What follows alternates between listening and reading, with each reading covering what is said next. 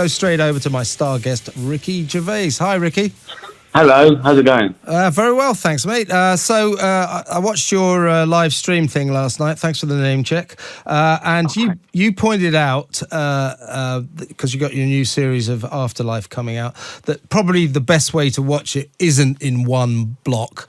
But I'm afraid I did on Thursday night. I started watching it, and it is kind of difficult to turn off. So I watched all 6 episodes. Great stuff. Really interesting TV. Well worth everybody tuning into. I love the first series. Second series equally as good.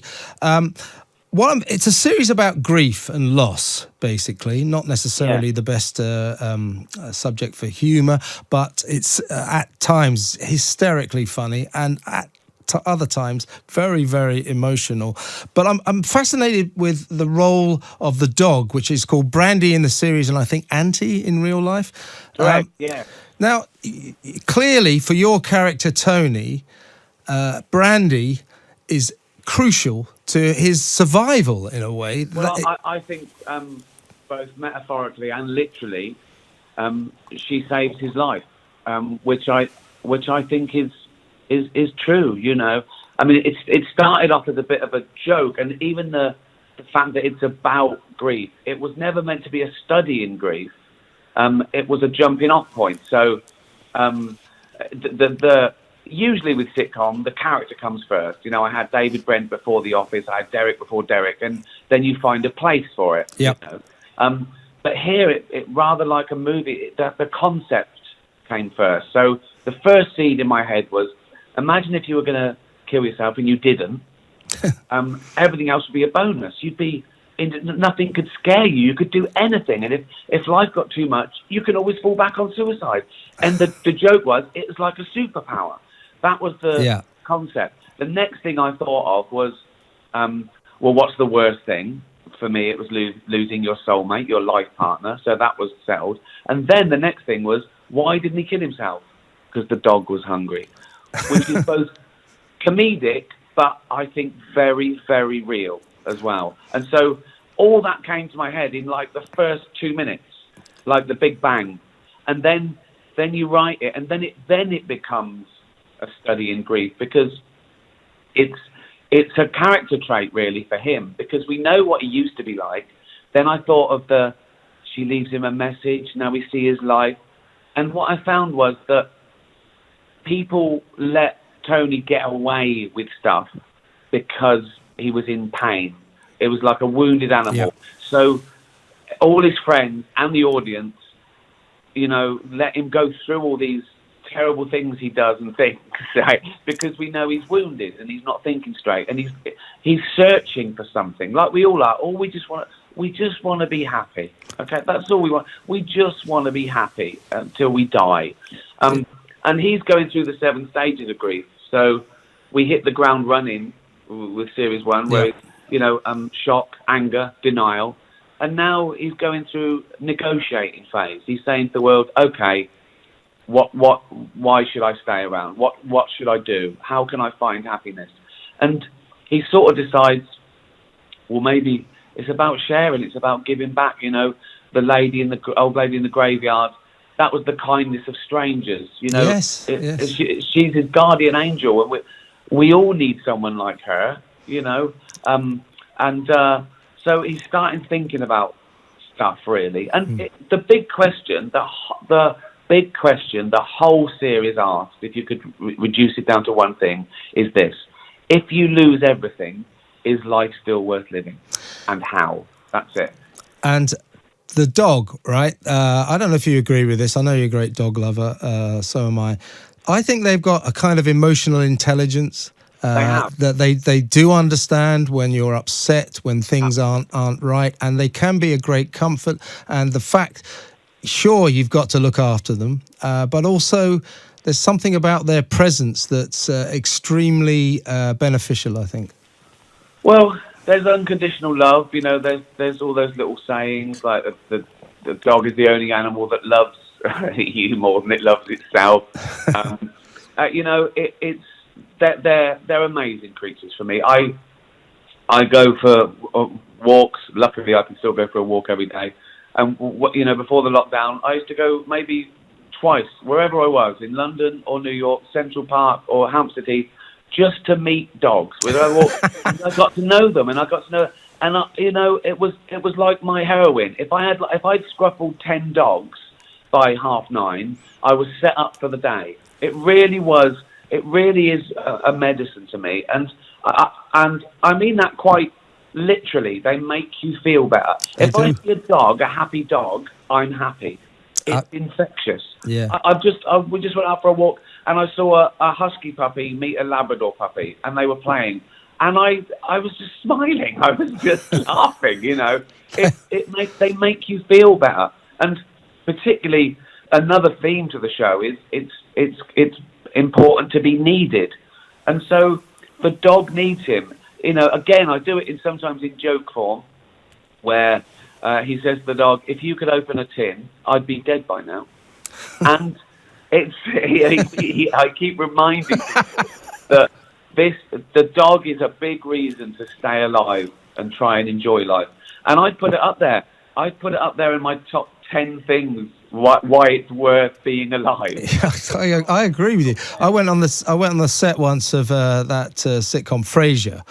I don't know if you ever watched it, but Kelsey Grammer's character, Fraser Crane, hated the dog, his dad's dog called Eddie. So we saw a scene being filmed, and they were sort of shouting, he's growling at Dr. Crane, and Fraser's going, "Get out of here!"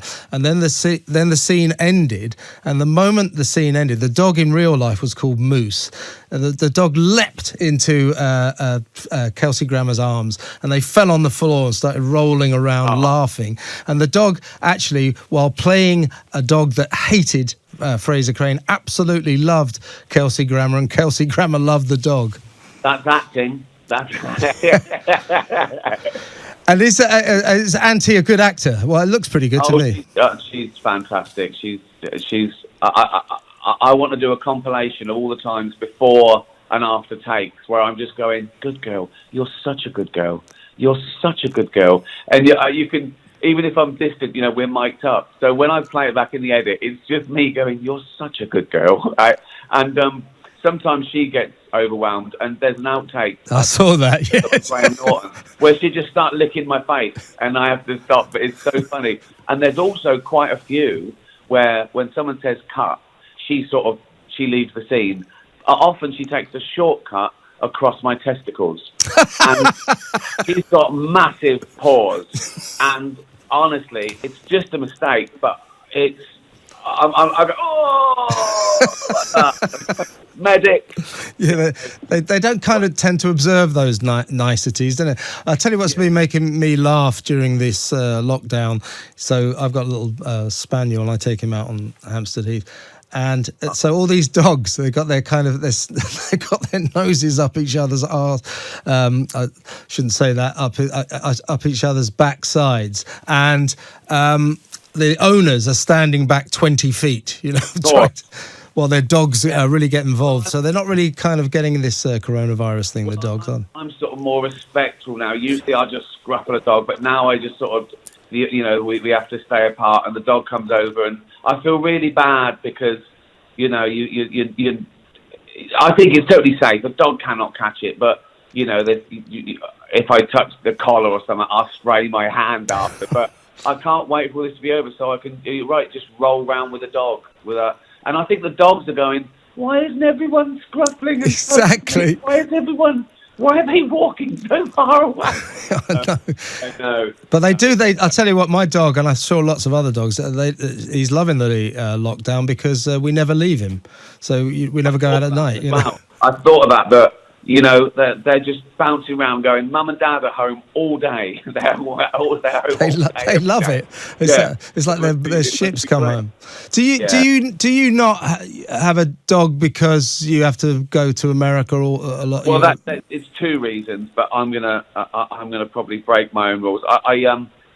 First of all, we didn't have a dog because we had a cat and it was very old. Yeah. And it died last month, 16 and a half. So we're going to get, we might get one of each. I'm waiting for all this to be over and to finish my tour.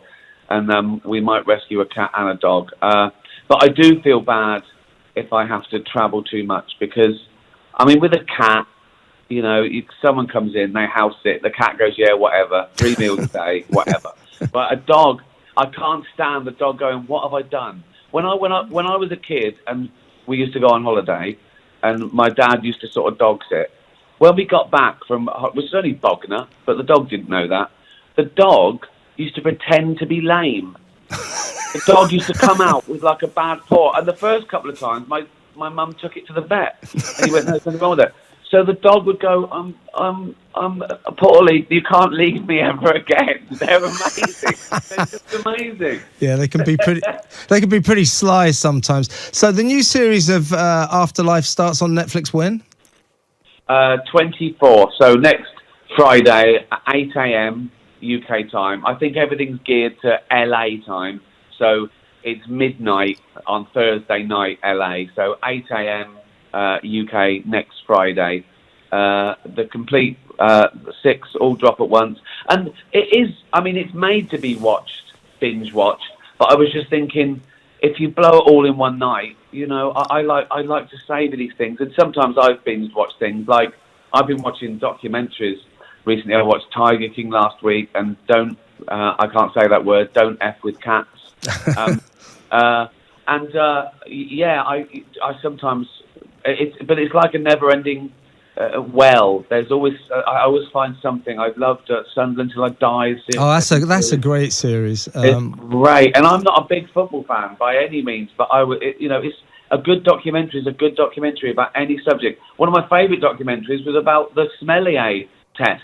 Now, I have no interest in that at all, but it was such a great documentary about the hardest test in the world to become a sommelier and wine tasting. Yep.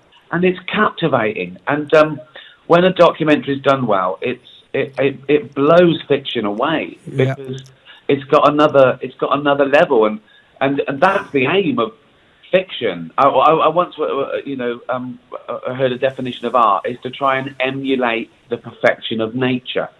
And I think fiction it tries to emulate the drama of real life.